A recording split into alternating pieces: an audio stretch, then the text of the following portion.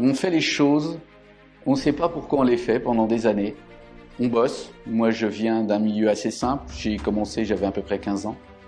Et puis, je suis tombé dans la coiffure et rapidement, je me suis aperçu que je pouvais faire autre chose dans la coiffure. J'étais pas un excellent coiffeur, mais j'étais un passionné de la coiffure. Et puis, au fil du temps, je me suis formé dans différents domaines.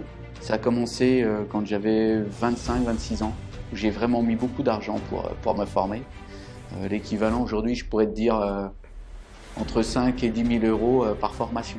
J'avais pas les moyens de me les payer. Je bouffais pas pour me les payer. Puis, tu te dis, 13 000 jours après, tu te dis, c'est moi qui transmets. Et c'est là qu'on en arrive là, c'est de dire tout ce que j'ai appris, ce que j'ai mis en application, aujourd'hui je peux le transmettre. J'apprends tout le temps, et puis j'ai une devise. Si tu veux, elle est assez simple, c'est tu prends un carnet, j'apprends quelque chose aujourd'hui, et tout à l'heure je te donnerai une feuille pour que mon carnet soit toujours de la même épaisseur. J'ai pas envie d'avoir des encyclopédies, ça sert à rien déjà, c'est lourd, on les regarde pas.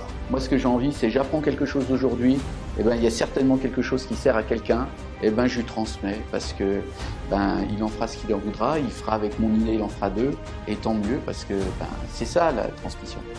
J'ai jamais été un leader charismatique pour deux raisons.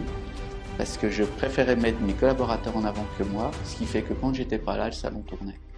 Et aujourd'hui, 30 ans après, je me dis que j'ai développé cette façon de travailler avec les gens en disant, ils montent des salons, puisque mon métier aujourd'hui c'est d'écrire, de conceptualiser, d'accompagner des dirigeants, des grands groupes, des indépendants, je fais du mentoring pour des jeunes qui s'installent, je les accompagne des fois gratuitement, et de se dire, j'ai pas besoin d'être là pour que le concept fonctionne. Si j'y ai mis toute mon âme, si j'ai écouté les gens avec qui je travaille, le concept il fonctionne. Tu sais qu'on m'appelle souvent Monsieur Wasabi parce que je dis des choses qui piquent, mais ça dure pas longtemps et ça fait pas mal. Le but n'est pas de faire mal. Stimuler, on emmène du stimuli et on emmène les gens à se dire mais il a raison, pourquoi je ferais pas ça? Souvent les gens sont bloqués. T'as remarqué, ils sont bloqués les gens. Ouais, mais qu'est-ce qu'ils vont penser les gens? On s'en fout de ce qu'ils vont penser les gens. Vis, la minute de vie, elle t'appartient. Est-ce qu'il faut longtemps pour prendre une décision? Tu le sais autant que moi.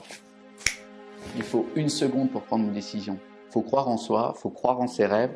Et puis le temps qui te reste à faire, tu es sur la terre, tu es comme tout le monde.